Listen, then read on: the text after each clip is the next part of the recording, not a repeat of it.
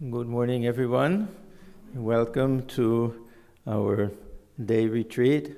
We're very, very happy and grateful that Swami Yogatmananda has agreed to come and speak for us.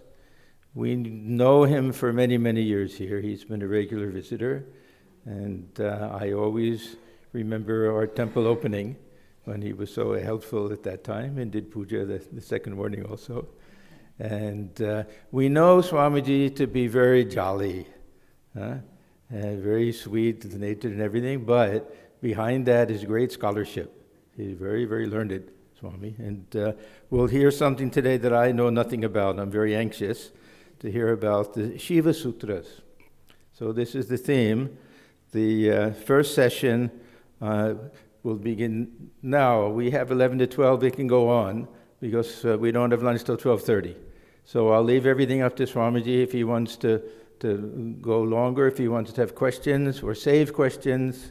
There'll be a whole question and answer session later. But this is the first session beginning now. Lunch is at 12:30. Then the second session is from 3 o'clock to 4 o'clock. Swamiji will speak again. We'll have a break, tea and coffee break, and then question and answer session from 5 to 6.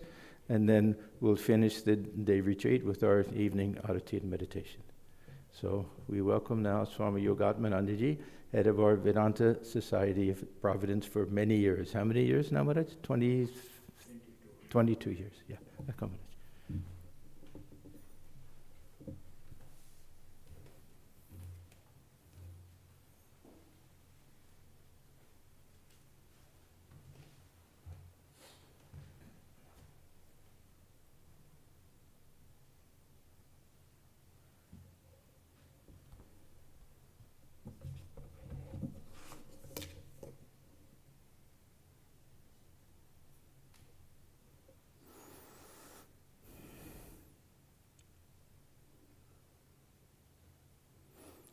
Om Namah Shivaya Shantaya Karanatraya Hetave Nivedayami Chatmanam Tvam Gati Parameshwara.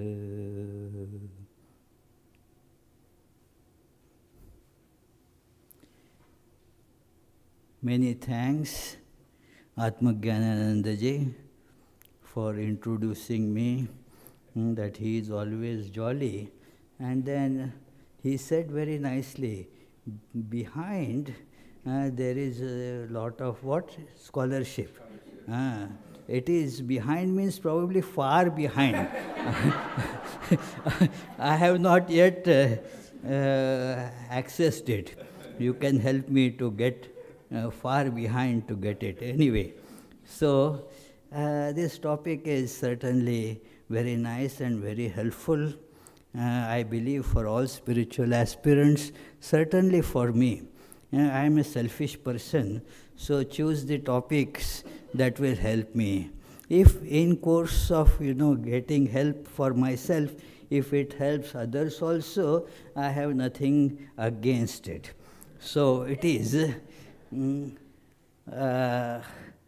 This topic is very deep and very much connected to the doctrine taught by Sri Ramakrishna, this Shiva Sutras or Kashmiri Shaivism. It is actually nothing very different from Vedanta, but the terminology is different. The way of presentation is different. Some emphasis is different. That's about it. Do not please think that, Vedanta is different and this Shaivism is different. Nothing like that. For example, this beautiful song that was sung, I like that song also, and they have really presented it so nicely. Thank you very much. Because after a long time, I am hearing a live presentation so beautifully done of this great song written by Girish Babu, Girish Chandra Ghosh. And it describes this idea of Shiva, Yogasane Mahadhyane Magna Maheshwara, that this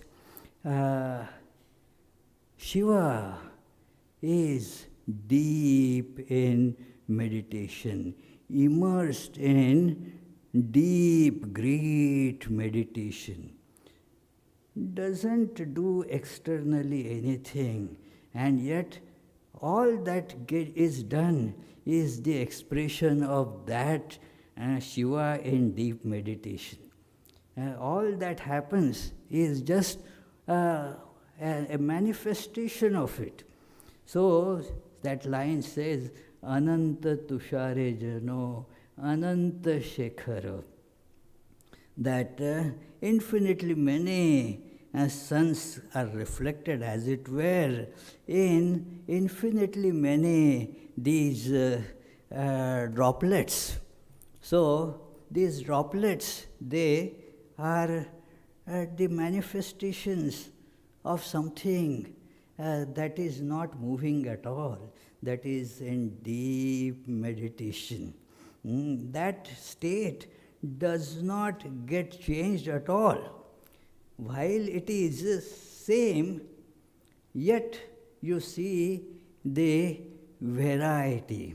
And here comes a little difference in the words, in the presentation, that you say that, yes, that it is not that something intervenes and changes, and then that which is static becomes dynamic. There is no becoming of that. It is just automatic manifestation. It is, you cannot really separate the two. That is what Sri Ramakrishna expressed in these words, that Brahma and Shakti, Abheda, Shiva and the power of Shiva, to manifest like this, that is its own power and freedom. You cannot ask how this happens, because how means that is bound in a law. We forget this, when we ask this question, how it happens, means there are certain rules of logic in which it has to fit. That is true for our temporal existence. There are laws that we see happen, that this is the cause, this is the effect. But that which is beyond all duality, as that song again says, Ekanai Duyar, Prakriti Nikhar, that it is just the expression. There is neither one nor many. It is, many times when I go to different schools or different interfaith meetings, this question gets asked. Is Hinduism that polytheistic or monotheistic? And actually in Hinduism there is no such division at all. It is not strictly monotheistic nor polytheistic. It is beyond one and many. And yet it manifests, whether you want one, you have it. If you want many, still you have it. There is no distinction as such.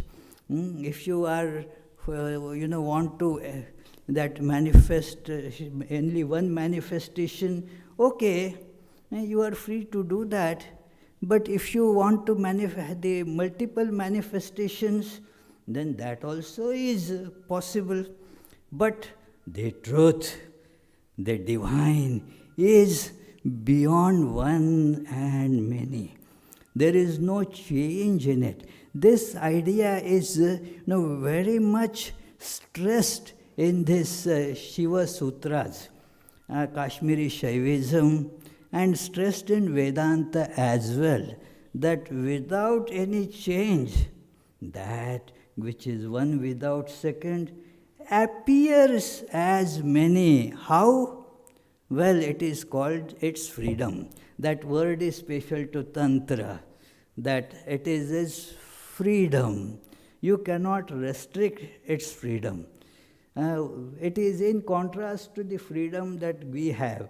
It is very restricted, It is, we cannot exercise our freedom much. Everywhere there is a boundary that I cannot think of myself very different from this body, although I understand. But then, I came from Providence to this DC center.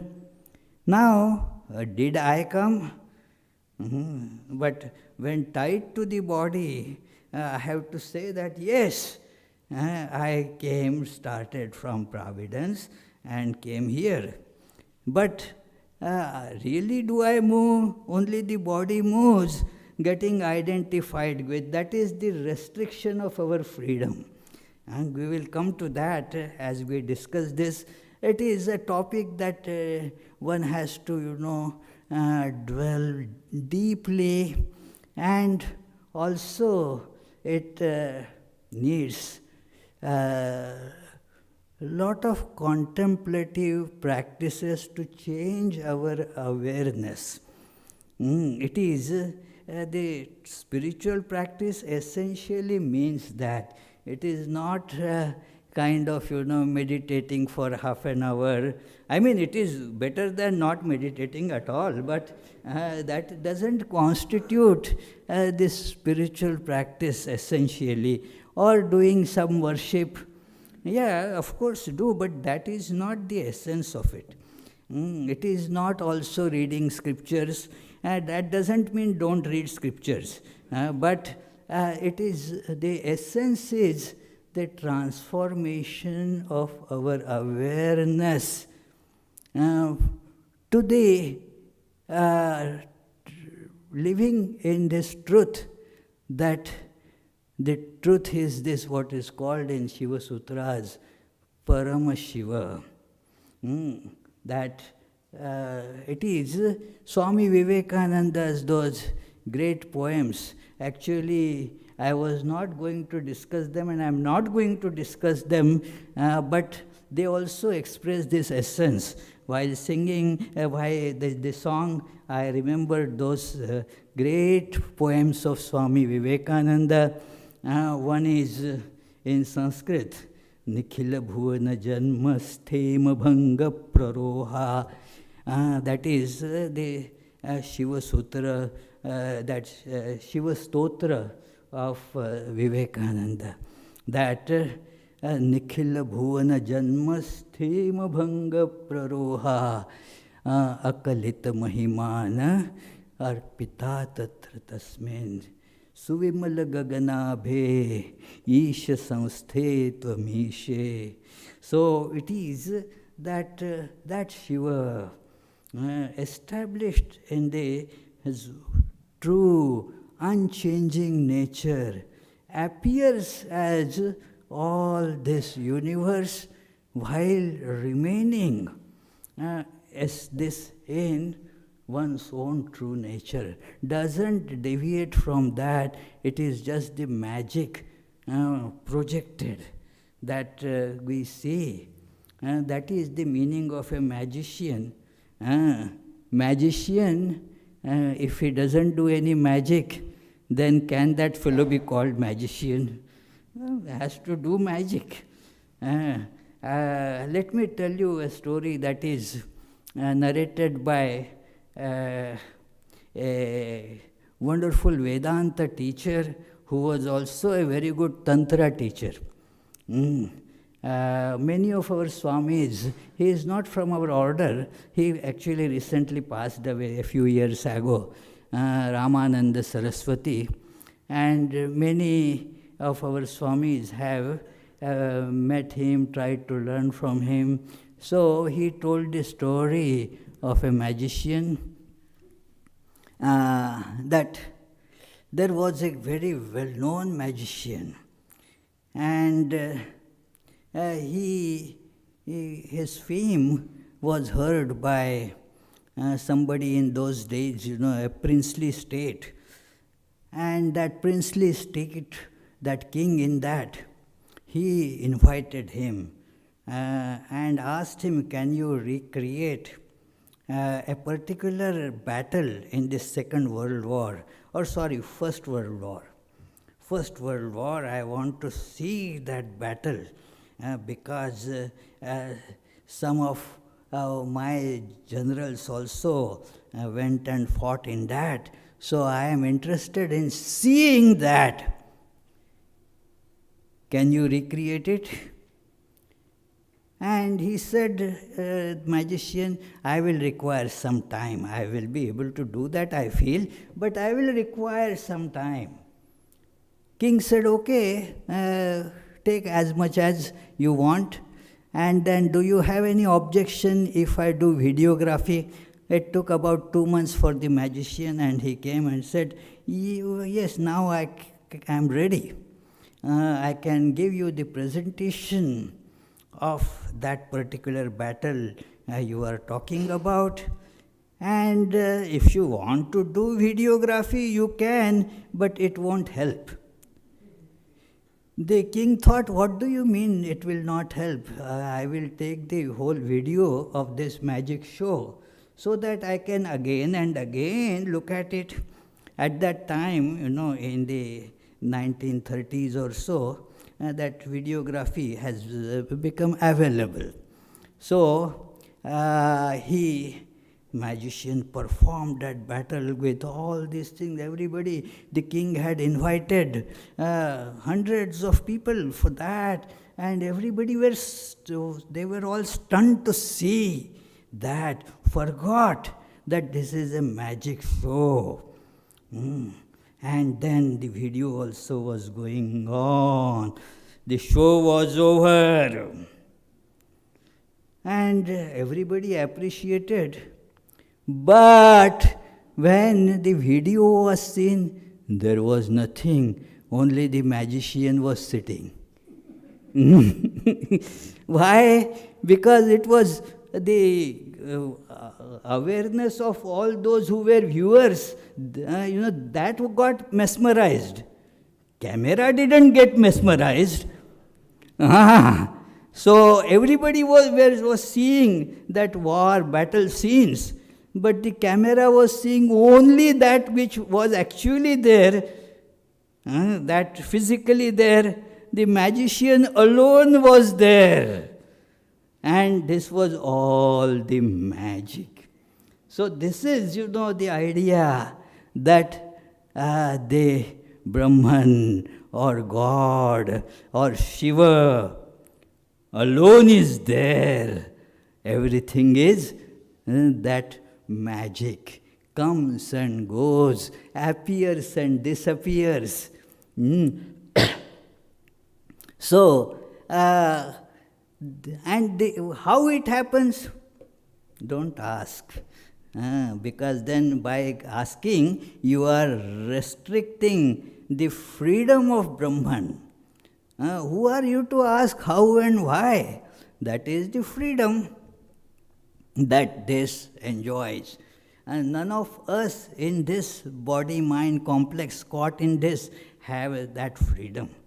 So now this is the freedom that although one, it appears as many, Shiva in all these forms.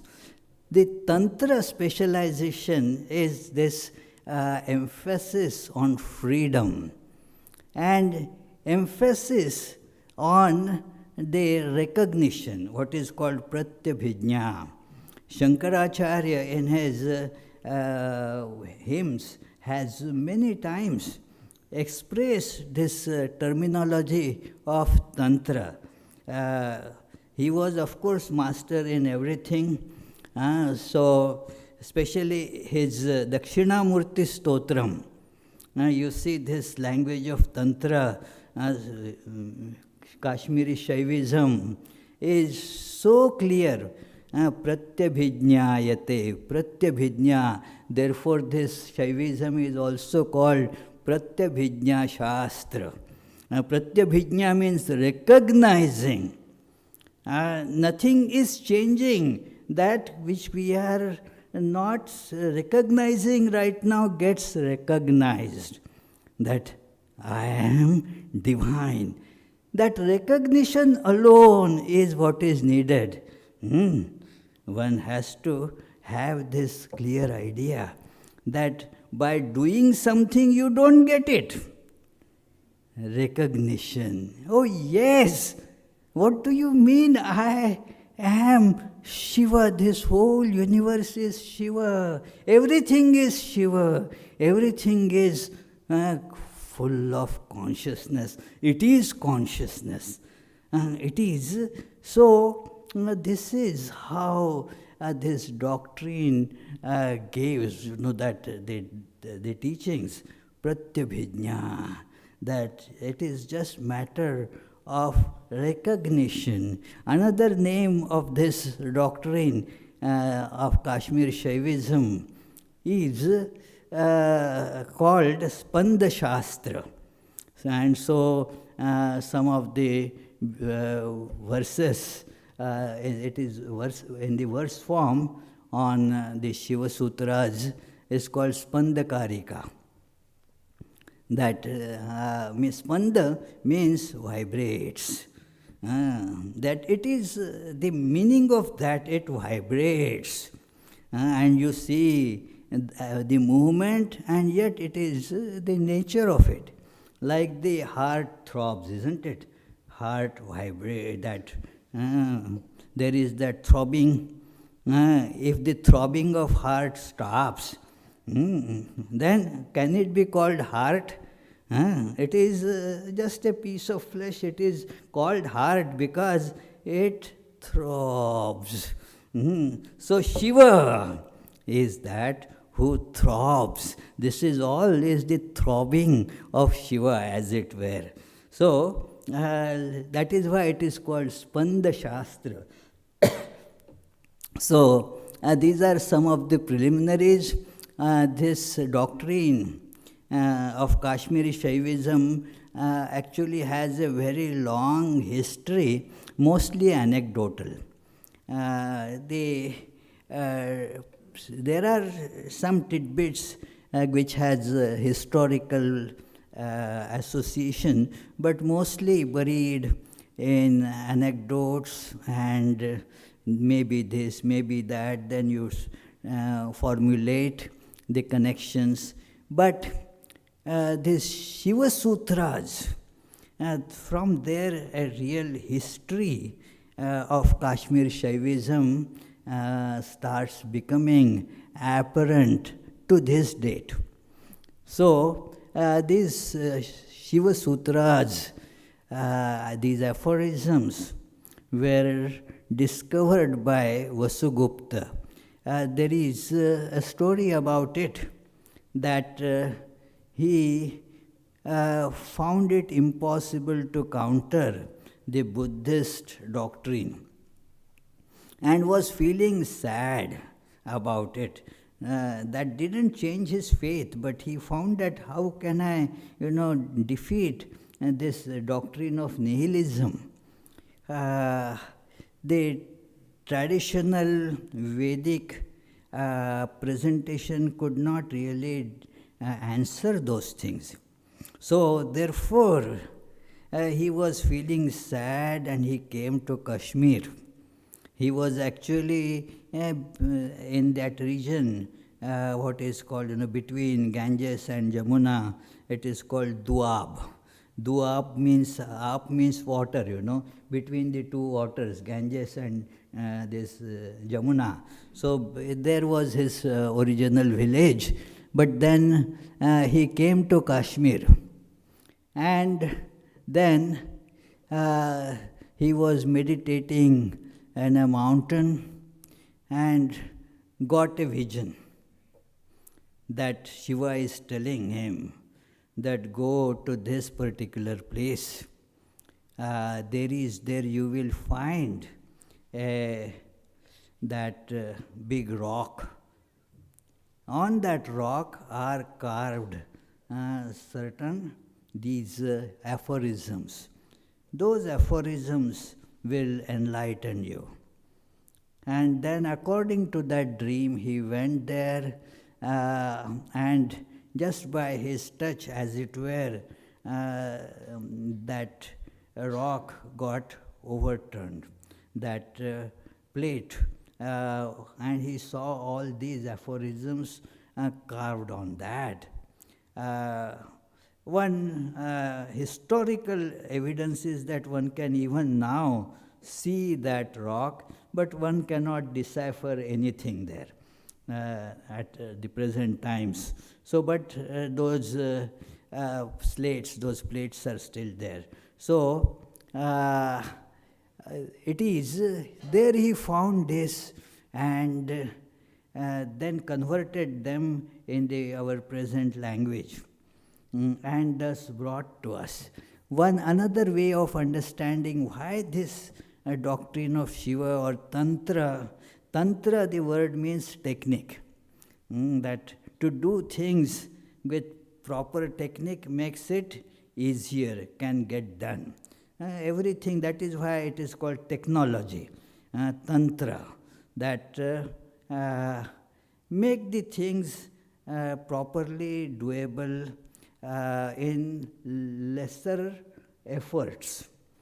For example, if there is a screw and if you want to say take it out from some wood, then if you just keep on pulling at it, it won't come out. You will require probably an elephant's power to really pull it out like that. In the process, you may break that piece of wood, whatever it is, a furniture or whatever.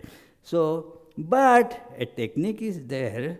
Take a screwdriver, use it, and in a few minutes, the job is done. So technology, here also in spiritual life, there is this application of technology, that by which things become smoother, more comfortable. And there is a story told in this respect, that how they came about, that Mother Parvati I told our Parvati, sitting there, that see, without the grace of Parvati, we cannot have any discussion on Shiva Sutras. So, it is that Parvati was kind of saddened because people find it so difficult to perform all these Vedanta spiritual practices, and then they have to have, as it is described in all Vedanta texts, called 4 types of disciplines, sadhana chatushtaya. They have to have proper discernment and dispassion and develop all those qualities of controlled and morally sound life, and have to have intense desire for liberation. And all these are not commonly found. I mean, very rarely somebody gets these things. And so Parvati was very disturbed by all this, that my children, they are having these problems, and oh Lord, why don't you do something for it? She started telling her divine husband, so Shiva, that you must do something for all these my children. And now, pestering wife means what, the fellow, so can't do much. So she kept on saying, no, you have to do something. And then Shiva relented, as it were, and gave a simpler version for the common folks who do not go through this discipline of these 4 practices of discernment and dispassion and so forth. And therefore he gave this first to Parvati. So it is said in a beautiful verse, Agatam Shivavaktratu, from the mouth of Shiva it came, Gatam tu Girijanane, and went to the Girija, Parvati, went to her. So, and this is agreed by Lord Vishnu also. Matam Vasudevasya. So, Tasmat Tantra Prakirtitaha. That is why this is a very valid technique, that it is like that. It is called Agama. There are two types of scriptures of this time in Hindus. Two authorities. One is called Nigama. Vedas are called Nigama because they just came out of the breath of Lord, as it were. There is no effort involved unless we have asthma or some problem. Breathing happens automatically. How many of you say, let me breathe and then breathe? It is a breathing automatically. It happens without doing anything particularly. So this is an effortless expression of God, that is Vedas. So it is called Nigama. And Agama is kind of speech of God. Now speech means first you have to think and talk, isn't it? Not that we always do that, but it is expected that we should first what? Think and then talk. Many times the cart is before the horse, and therefore we have to say, what I mean. I had given another lecture on that topic. Why do you need to say what I mean? Because you first uttered and then afterthought came, It is so, but normally it is expected that one thinks and then gives expression to that thought in speech. So, tantras are called agamas because this is a bit effort to present it, because now they have to be presented suitable for an aspirant. Looking at the capability of aspirant, it should be applicable to all. So, therefore, this is called agama. So, there is the nigama parampara, nigama tradition, and there is this agama tradition. So, and please, again, I have to repeat this. Do not think that they are antagonistic to each other. Absolutely not. They are actually supportive of each other, and it is, both can be actually properly harmonized. So, this is the history, a little background of Shiva Sutras. There are many wonderful books in English language also on Shiva Sutras. There are many beautiful books by Jaidev Singh. And before that, like Gopinath Kaviraj and Lakshmanju, Swami Lakshmanju. So they are very nice treatises. And then one by Swami Abhayananda. He also had written a book that is very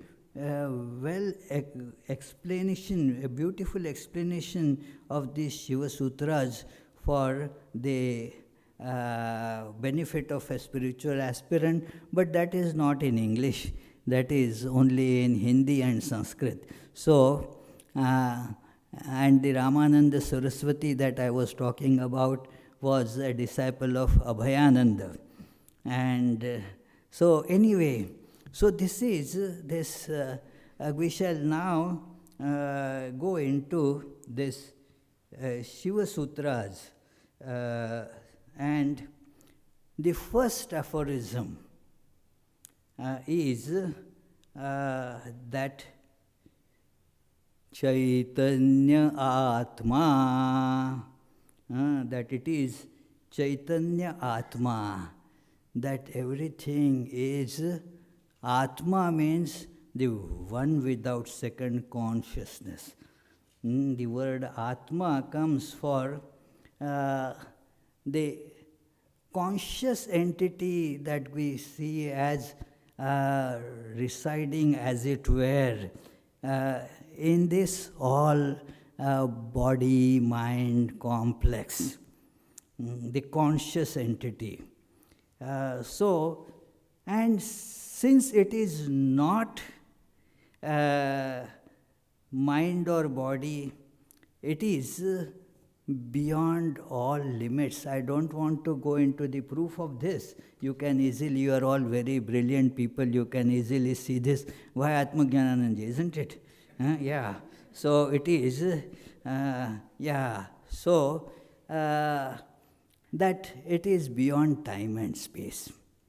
This consciousness is beyond time and space.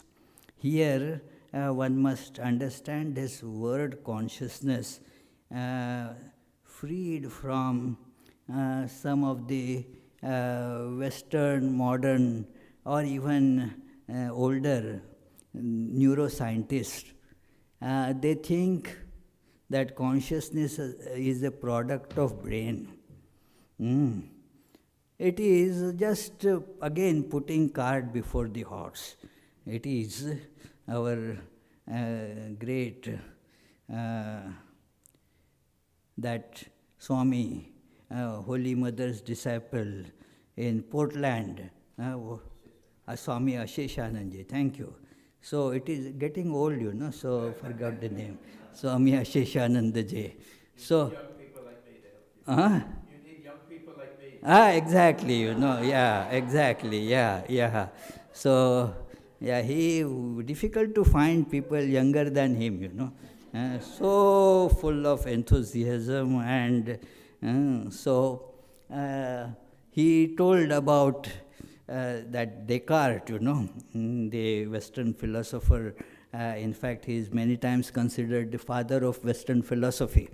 Descartes, he said there, Mr. Descartes has put Descartes before the horse. So it is that consciousness is not a product. It is the basis of everything. That is Atma. That the reality of everything is because you are conscious of it. The consciousness is the supreme. So it is, that is the first aphorism, Chaitanya Atma, that whatever we feel as the conscious thing, Atma is that, the conscious entity. It is one without second, all pervading, the substratum of all, the existence itself. It doesn't come into existence. All other things come into existence and go out of existence. It is a reflected appearance, like Ananta Tushare Jano, Ananta Shekhara.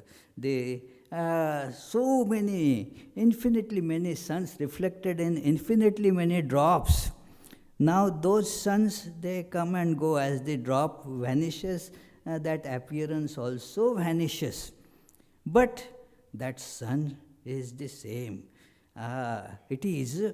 So that is the first aphorism, that let us know that I am consciousness itself, I am all pervading, I am everywhere, which is an antidote to get rid of this completely false, illogical, and yet which has such a stranglehold on our life and awareness, that I am this body.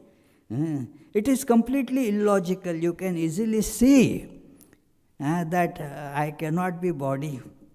It is, for example, in such boring lectures, it's easy to prove that you are bodily here. Okay, you know, I don't have to say further. Yeah. So it is, so you are not body, and yet somehow or other, so many philosophers and logicians and all, they do not see this simple truth that I am not body. I am not limited by this construct, brain construct of space and time. That is the meaning of this first aphorism, Chaitanya Atma. So let us imprint it on our mind, Chaitanya Atma. These aphorisms have been classified in these aphorisms themselves by in the three sections, which are again very important this doctrine of this tradition, that there are three types of these methods by which one can realize one's true nature as the Supreme Shiva. And that first is called Shambhavopaya. Upaya means. The supreme that is not discussed is Anupaya, means no means necessary, because that is the reality. And that is there. What is to, why you need to even apply any means? It is right here. So, because for those who have that very clear awareness of the divine, they do not need any upaya, any means to realize that. But then it is, there are those who can be, those who want to realize. Those who can see clearly, they do not need any means. But those who have not but want to realize, now there are three categories described depending on their, let us, for the want of a better word, let us use the word, their constitution and their level of spiritual evolution. Everybody is not at the same level of spiritual evolution. One may be very young or one may be very old. It does not necessarily mean that just by becoming old, I have become spiritually evolved. It is, don't think like that. I have become very old, but forget about it. So it is, yeah.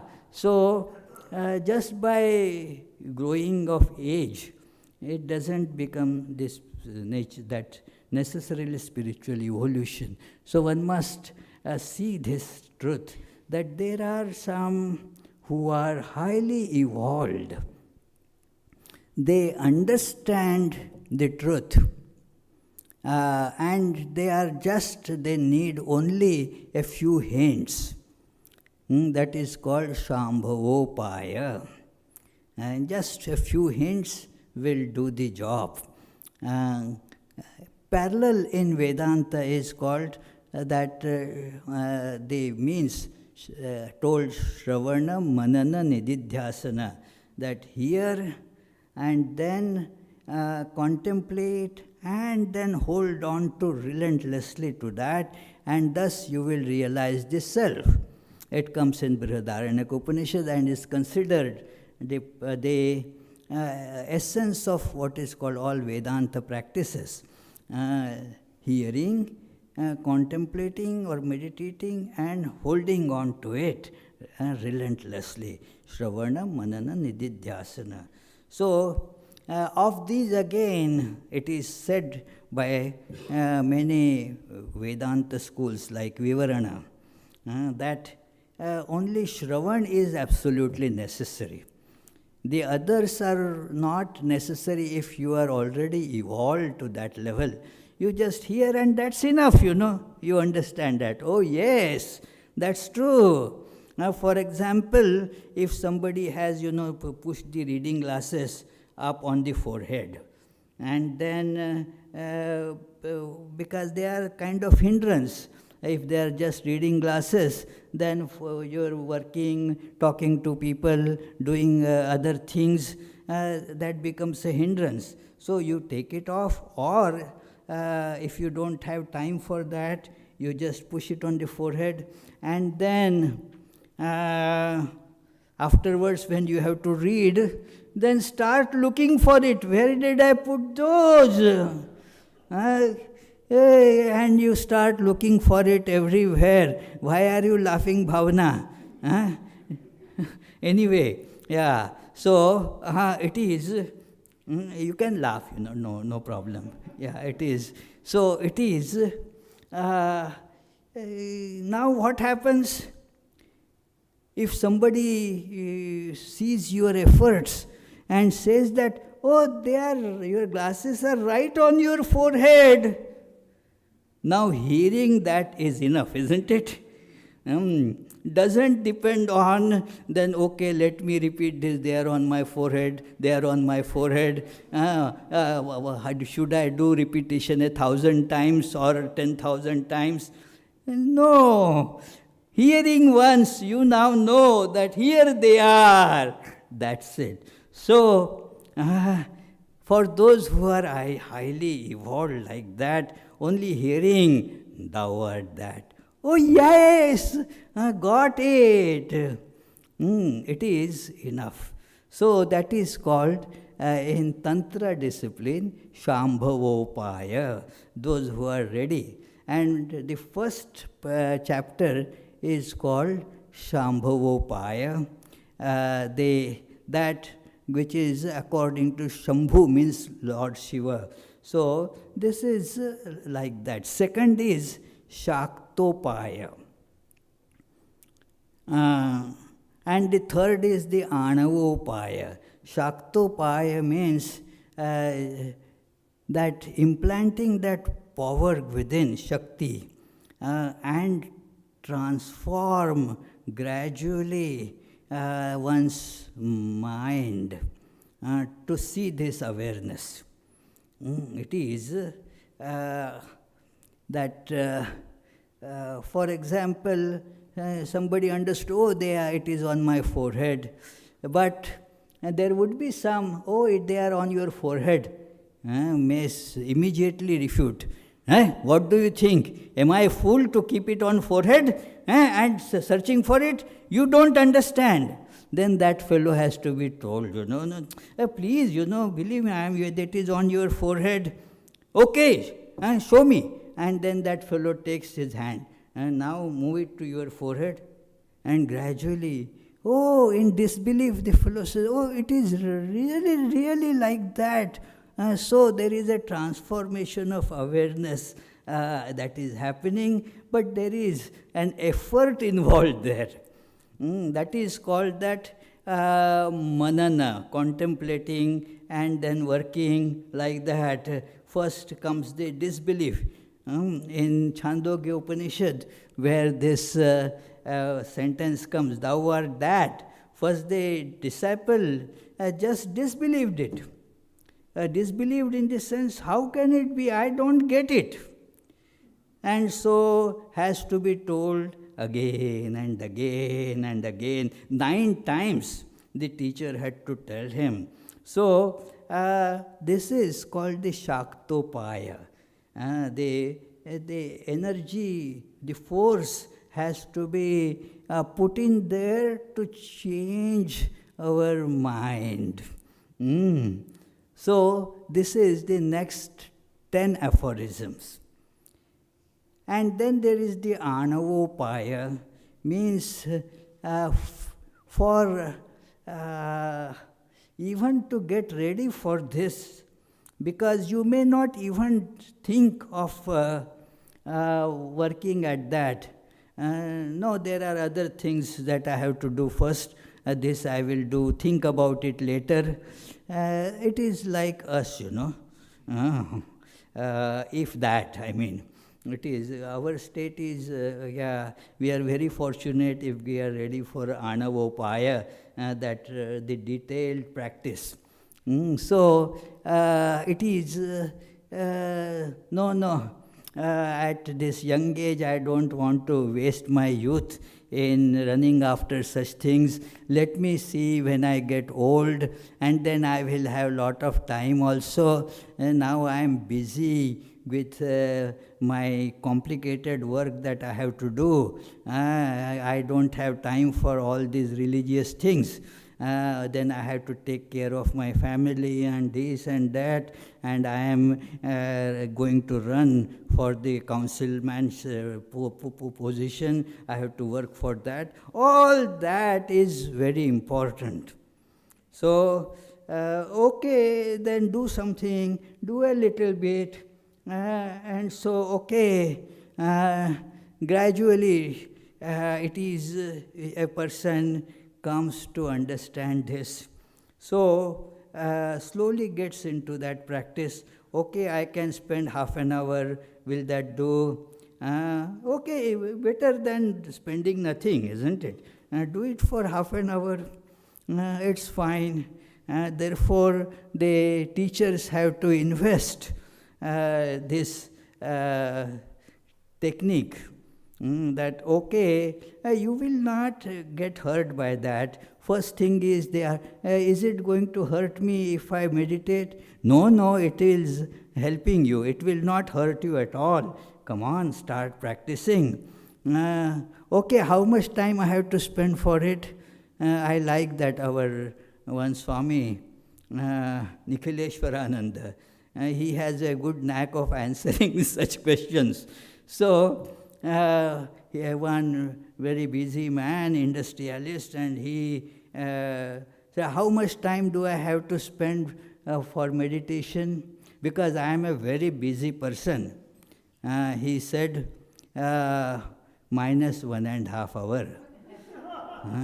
He didn't get this minus aspect. 1.5 hours is too much, I cannot.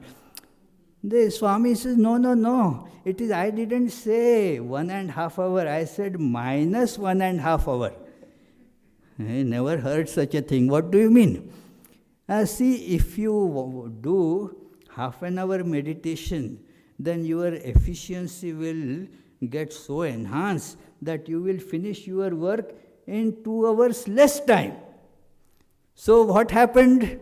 You actually gained 1.5 hours, isn't it? So this is where that people have to be convinced that even their so-called worldly life, and that also will be helped by this. Come on, it will not hurt you. Even Arjuna had to be told that neha bhikramana shosti pratyavayo na vidyate swalpamapi asya dharmasya trayate mahato bhayat. Needed to give a guarantee. If you practice yoga, firstly, there is no loss going to get incurred in this. Secondly, there is no side effects, you see. This medicine has no side effects. So it is, nothing wrong is going to happen. And even if you do a little bit, you will be saved from great fear. So, Sri Krishna was a wonderful marketing guy, you see. So it is. Because to make us get it, very difficult. Even Americans can learn from that, Americans are supposed to be, very good with their marketing techniques. It is said that they can sell sand to Saudi Arabia. So it is. So it is, but a teacher has to, gradually bring that student to some understanding. And then the student goes into practice. That same Ramananda Saraswati that I was talking about gives this beautiful analogy. that little children, I remember I was also like most children, they don't want to take medicines. Especially those days, the medicines were tasting mostly very bitter. So the children would not go to take it. No, they would just throw tantrums when it comes to medicine. Then they are told, if you take the medicine, I will give you a candy. Now the child weighs they too taking this medicine, it is painful, no doubt, but then I will get a candy. So the child consents. Why? Because a candy is coming. For the child, the result of taking the medicine is, in the mind of the child, what is the result of taking this medicine is getting a candy. But is that the result of medicine? The malady that the child is suffering from is getting cured by that. So that is how we worldly minded people, let us accept that, it is easy to just boast about our being spiritual. But if we look at our awareness, our life, it is just lot of voice like this one. Anyway, so it is lot of just noise. So one has to see that how it helps us by not hurting anything in our worldly life. But they take this medicine and then the disease gets cured. That you then feel that, that is the real life. That is the, what does it matter, whether I become a millionaire or I remain just hand to mouth. Sees that it doesn't matter at all. Yeah, how much money do we need? It changes, the money, how much is saved, how much it is all very funny, It is all again a very difficult, this Maya's network, You get caught in that net so easily that it appears to be real. That very nice story you must have heard, that a man was boasting to his wife, he saved $2 today, because instead of getting into the bus, he ran behind the bus and thus saved $2. The wife scolded him. Why did you not run behind a taxi? You would have saved $50. So that is how the money thing is, it is. But we gradually see this, that if we get our minor needs fulfilled, that's it, what more value has it got?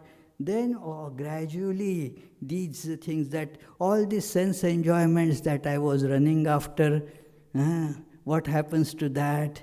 Just wastage of time and energy, as Nachiketa tells that Yama, that my own organs, they were losing the power and I was calling that as enjoyment. It is, yeah.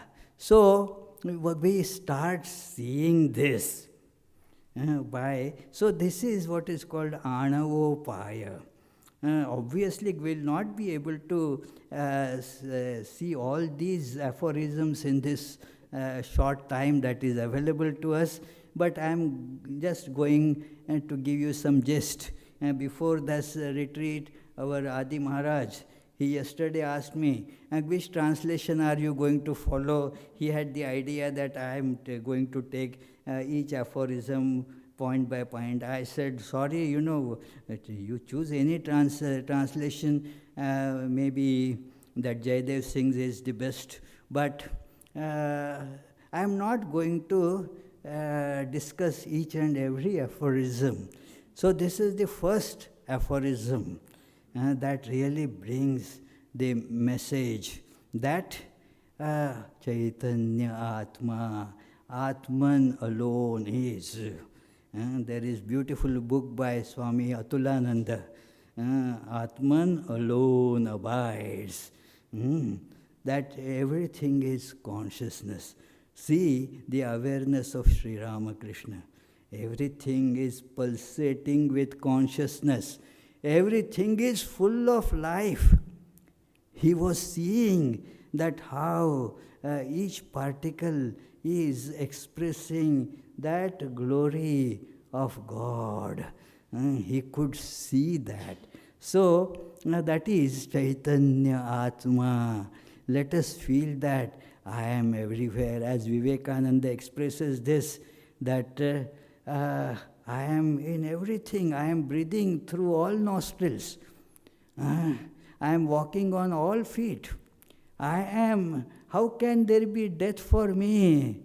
I am existence itself. So this is Chaitanya Atma. I am pure consciousness. So then the next aphorism, it is very akin to the biblical doctrine. That the second is this jnanam bandha, the knowledge of variety. That is the bondage. Biblical doctrine means that, the Adam, Eve, they were fine. They were told not to eat the fruit of that tree of knowledge. And they were okay till they didn't go to eat it. But it is said that serpent or whatever that is tempted it. Out of temptation, curiosity or whatever, they ate. Again, there is the discussion whether first Eve ate it or first Adam ate it, or forget about it. So it is that then the delusion started, the knowledge. What it is, ignorance passing as knowledge. Ignorance of the one without second. Now one sees the variety. We start giving value to variety. Variety, seeing variety is fine, provided we see the underlying one without second. If we know that yogasone mahadhyane, that is the Shiva in deep meditation, and then that is getting manifested in these millions of ways. If we only look at the manifestation, we are seeing something that is not real, not completely real. In fact, the most valuable part is left out in that. It is. So, this is the idea, jnanam bandha. And the knowledge of this variety, sans the knowledge of unity, that is the bondage. We had in the morning beautiful readings from the Gospel of Sri Ramakrishna after breakfast. And there Sri Ramakrishna said that knowledge of many is bondage. You know this, you know this, and we boast about it, I know chemistry, I know maths, I know the genetics, I am also expert in arts, and so forth, It is what is it? Only knowledge of variety. And what does it do? It binds us. Do we like that? Do we like being bound? Nobody will say, hey Swami, yes, I like to be in bondage. No, everybody wants freedom. So, the cause of this bondage is that perception of this variety. this is real, that is real, that is real, I want this. I am bound immediately. When I say I want this, now that starts governing me. Wherever it runs, I have to follow it. And that is why, we become slave to money, because we chase money. Just think, if we are chasing money, who is the master? Money is the master. We are the slaves. We run after money. The money is free. It can go anywhere, but I have to follow that money. So it is thus it enslaves me. The knowledge of variety, and then the desires that come with that, that is the bondage. And we must actually feel this, friends. This knowledge of variety is the bondage. It is not a bondage if we see the underlying this one without second reality, which is the truth, which never comes, never goes. And we get caught into this, we get bound by that, we get attached to that, because we think that that is real, that is permanent, and so forth. Actually, it is impermanent. If we know that it is impermanent, we won't get attached to it. Sure, nobody gets attached to things which one knows as impermanent. Although impermanent, our understanding is as if it is permanent, and therefore we get attached.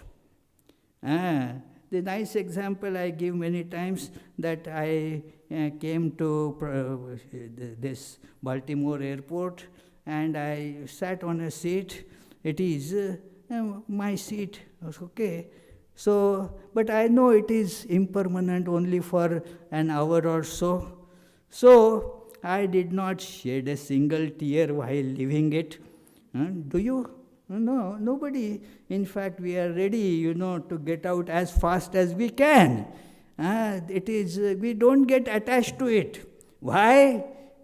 Because we know that it is impermanent. That knowledge is not just here, but it is here in our awareness that it is impermanent.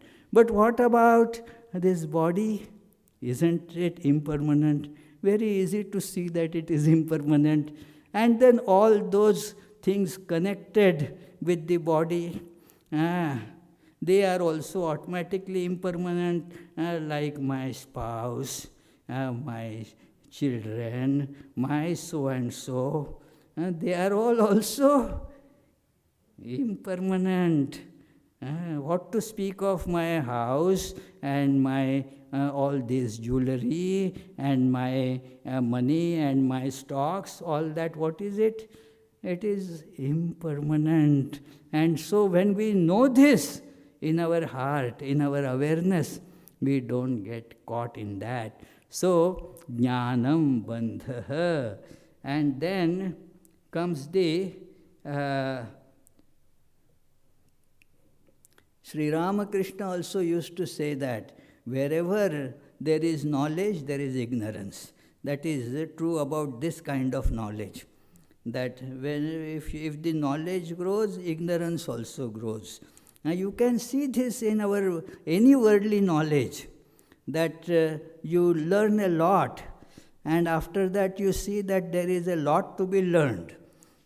So you know that after all you didn't learn anything. It is the case with all worldly knowledge.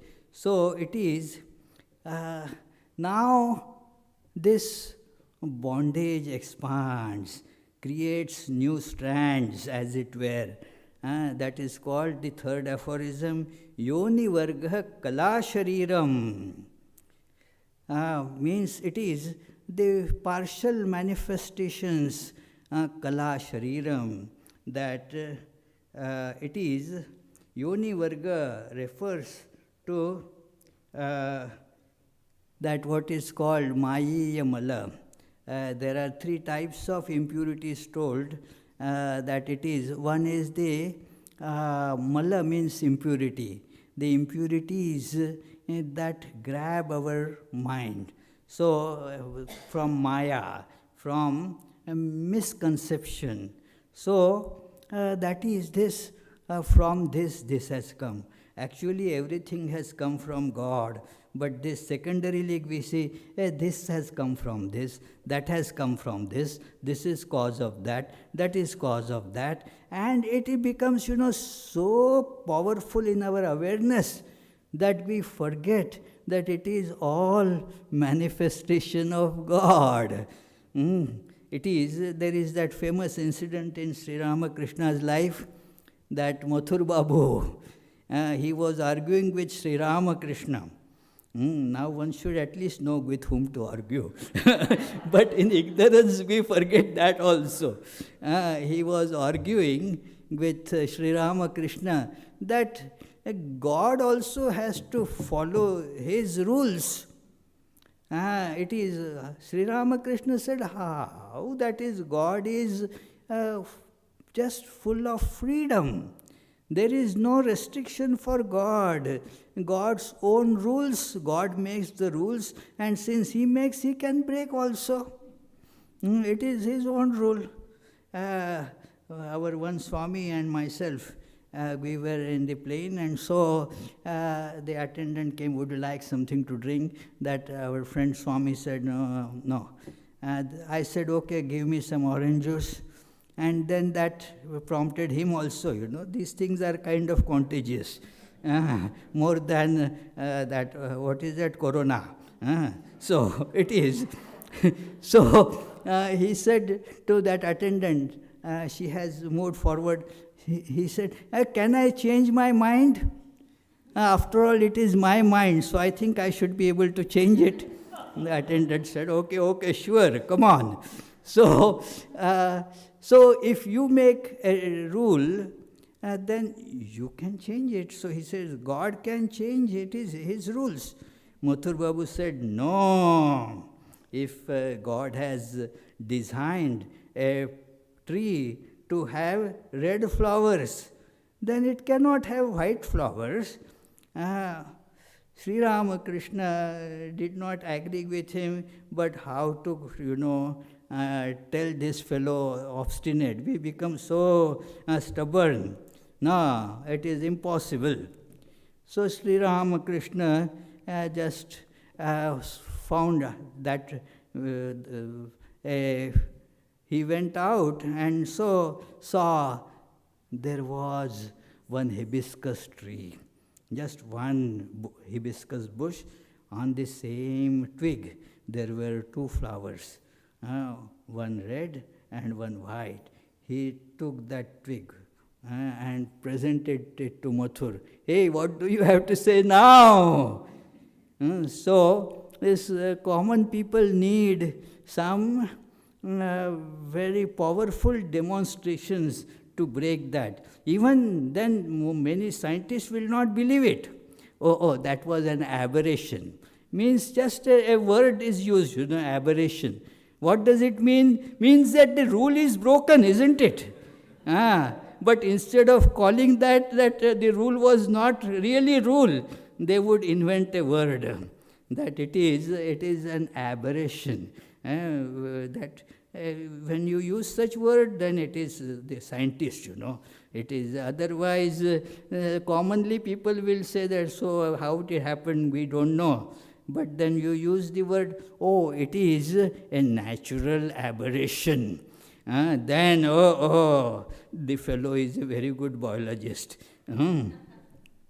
So the rules, they are applicable in the field of cause-effect, but under the God, under this Shiva. So this is called Yoni Varga Kala Shariram. Yoni means the cause of secondary production. The So from this comes out, from this that comes out, and so forth. These are the parents of this baby. He came out of them. It is actually coming out, immediately the parents start thinking, my child, proprietorship, my child. Actually, there is no meaning to it, really. No parents know how they made the child, do they? They have that how the nose was made. They have no idea how the nose was made, how the eye was made. And the my child, again, smarting under this delusion, I and mine. So this is the yoni varga. You consider this as mine, that as not mine. So it is, the bondage grows with that. And then there is the further, that is, they form then the further clusters of manifestation, as it were. So that is called jnanadhishthanam matrika. The cause of this limited knowledge is that my getting stuck into this awareness, firmly enshrined. Shrine is not the good word, but that is how that I am this body. What did you say? Entrenched. Yeah, that is the better word. Thank you. Yeah. So it is, I am this. I do this. This is how I am. You create this idea. This is how I am. Be aware, beware of me. I am like this. It is those. So it is. This is how we make the rules of secondary creations. It goes on multiplying. It is called, therefore, here matrix. The matrix. Many of you have seen the Matrix movie. It is. They become the source. These all cause, effect, this, that, I, mine. A further tremendous consolidation of bondage. So this is described here. So I think I am taking that. He told me they go up. You can go up to 12:30. So although we are talking about the timeless principles, here we are in the realm of time. So it is. So I will conclude, because we have completed the discussion on the third aphorism, fourth aphorism actually. So we will move next to certain practices which have been told here. That is, but the most important practice is the first aphorism. Chaitanya Atma, I am all-pervading reality. Let us, everybody must have this faith, as Vivekananda says, that each soul is potentially divine. Have you heard it or not? Yeah. So it is, each soul is potentially divine. Not just each soul. Let us bring it to oneself. I am potentially divine. That is my true nature, divine. Let us make it a personal, first person. I am divine. So, and that is this spiritual practice, to emphasize this again and again. So this is the first part, what is called Shambhavopaya. We shall take it up and then in the next lecture we will have something more. So let us keep this awareness in whatever we are doing next in the retreat. It helps to keep, to hold on to this. The retreats have this benefit that you don't just hear a lecture and go away, keep whatever you heard right there and think of all other things. In retreat, you get some opportunity to soak your mind in these ideas. So please do that while you are eating or talking to others. Let us try to feel this is all the Atman. Thank you very much. So we can all make our way down to the basement for lunch. If anybody wants to sit quietly in the shrine, we won't have any singing or anything this time after lunch.